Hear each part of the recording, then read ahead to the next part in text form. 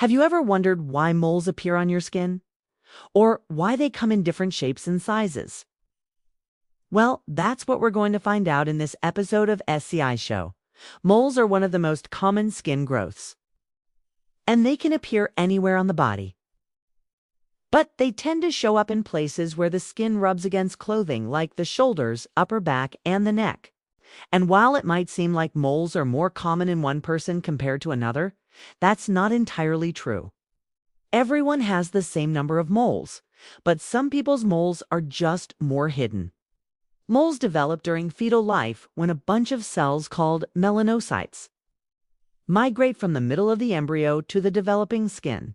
Some of those cells end up lingering in one spot and create a concentrated area of melanin, which is the pigment that gives our skin its color.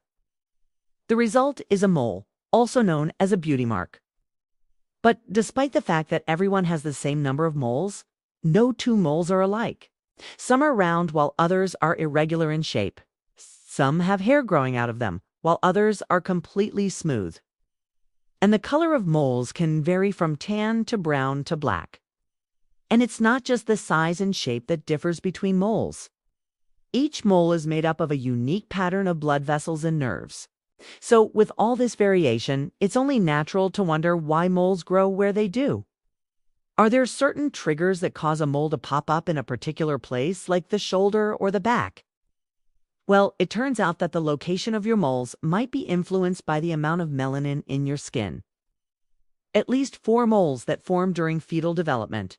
A 2016 study published in the Journal of Investigative Dermatology found that moles tended to develop in areas of the body where there was a higher concentration of melanocytes. During fetal development, in other words, moles seem to form where there's already a lot of melanin.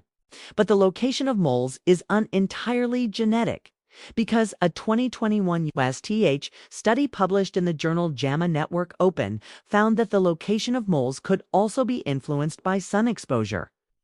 In this study, researchers took photographs of 1863 participants to map the location of their moles. Then the researchers compared these mole maps to the UV radiation exposure maps of the participants' residential locations. They found that moles were more likely to appear in areas of the body that received more sun exposure. So it seems that sun exposure can affect where your moles are located, at least after you're born. But what causes moles to start in the first place? While we know that genetics play a role, we don't know exactly which genes are involved or what those genes do. There are a few candidate genes that scientists are looking into. For example, a 1995 study published in the American Journal of Human Genetics linked a gene called MC1R to red hair and fair skin. People with 2 copies of the MC1R gene tend to have lighter skin and hair than people with other versions of the MC1R gene. And since lighter skin has less melanin, it makes sense that those individuals would be more prone to getting moles. But this isn't just speculation. Researchers actually showed that mice with altered MC1R genes had more moles than normal mice. So it does seem like this gene has something to do with the number of moles you have. Another 2016 study published in Pigment Cell and Melanoma. Research identified several genetic variants that were linked to the number of moles an individual had. But even though we're starting to identify the genes involved in mole formation, we still don't know what these genes do or how they work. All of this is to say that the biology behind moles is still a bit of a mystery. Now, you're welcome. Now, stay curious.